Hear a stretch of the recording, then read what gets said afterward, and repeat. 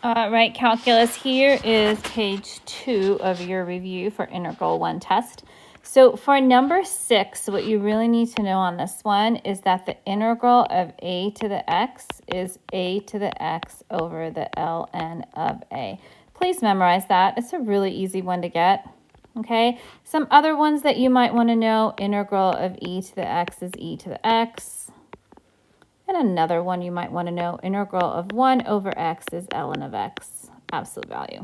Okay, obviously all of these are going to have plus c's in them. And then also know all your trig integrals. Please don't forget about those. Okay, so if I'm just plugging this into this formula, I'm going to get that this is 5 to the x over the ln of 5 plus c. So really easy question. Like, all you're doing is plugging it into here. Okay. Now, number 7, another pretty easy question. And you guys, you should look at this and go, hey, I'm taking the derivative of an integral. This is FTC2. Okay, so all you do with FTC2, a derivative and an integral cancel out, and the x is going to fly in and take the spot of the t. So this is going to be the square root of 1 plus x squared. Okay, and then you guys, wait, let's chain rule it, times the derivative of x. So the derivative of x, which is this guy right here, is just 1. But multiplying by 1 does absolutely nothing, so 1 plus x squared. So look, you may ask, why am I doing it if it does absolutely nothing? So that I don't forget in case, you know, it does actually do something. So please make sure just chain rule it every single time. So the answer to this one would be E. All right, this guy right here. Okay, I have to do some algebra on this first. Okay, another way to write this is the integral of 1 over t times t to the 1/2. Then I can combine these guys together. T times t to the 1/2, that just basically means add those exponents. So it's t to the 3/2. And now I'm going to go ahead and bring it to the top. So this is the integral of t to the negative 3/2. Okay, so basically I have done no calculus yet. All I did was algebra and made it in a way that I could actually integrate this. Now, when you're integrating, you want to add 1 to the exponent. So this is going to be t to the negative 3 over 2 plus 1, which is 2 over 2, is going to be negative 1 over 2. So it's t to the negative 1 over 2. But then I'm going to divide by that, by negative 1 over 2. But dividing by negative 1 over 2 is the same as multiplying by the reciprocal. So this is going to be negative 2 t to the negative 1/2 plus c. Now, before I look any further, let's make sure that they didn't simplify further. If I look at this one, I think the answer is just A. So sometimes they simplify a little bit more by making that negative exponent positive, but they did not. All right. Okay, let's look at number 9. It says, what is the value of g of 5? Well, if this is g of x and I want to find g of 5, that just means replace the x with a 5. Okay, so, whoops, I'm sorry. I kind of combined a number and a word together with 5. Okay, so then g of 5 is going to be, I'm going to replace this x with a 5, the integral from 0 to 5 of f of t dt. Now look, if they're asking you to find an integral, but they give you a graph, you need to think that this is really just area under the curve.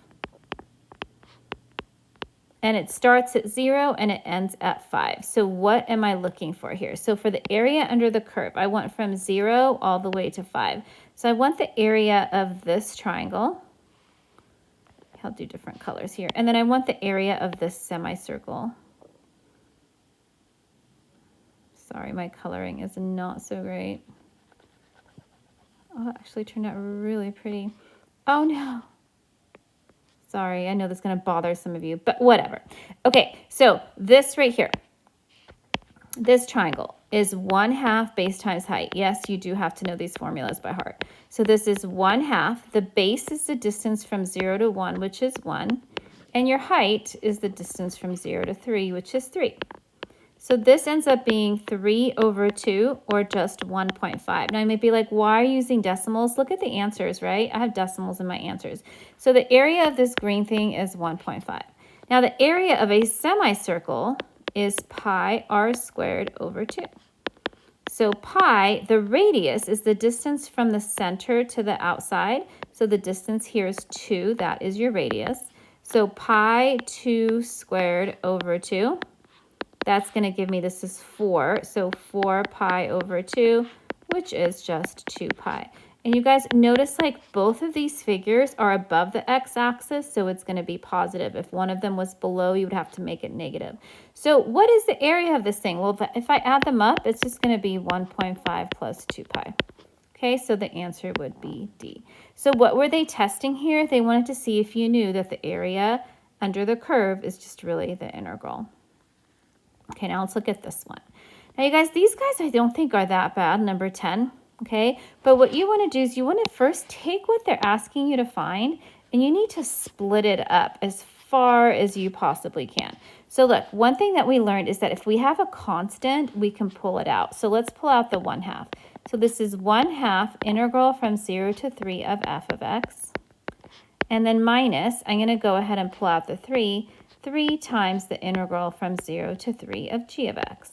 And then let's see what we've got. Sometimes they give me everything I need. Sometimes I have to do a little bit more digging. So do I know what the integral from 0 to 3 of f of x is? Well, here's f of x and here's f of x. None of those are 0 to 3, so I have to dig a little bit deeper. So look, the integral from, this is my f of x, right? The integral from 0 to 6, it said was 9. So this right here, the area under the curve is 9. Then it said from 3 to 6 of the same function, the area under the curve is 5. So that means that this guy right here from 0 to 3 has to be 4 because 4 plus 5 is 9. So this guy is 4, and I'm multiplying it by 1/2, minus 3 times, and the integral from 0 to 3 of g of x. Now look, I'm so close on this one. That says 3 to 0. If I want to do integral of 0 to 3 of g of x, I just have to flip the sign. So if that's not going to be a -7, it's going to be a +7. So this is then going to be 2 minus 21, and 2 minus 21 is -19. So my answer is B. All right, and I'll stop the video and make the next one. Yikes, that's not what I wanted to do, sorry.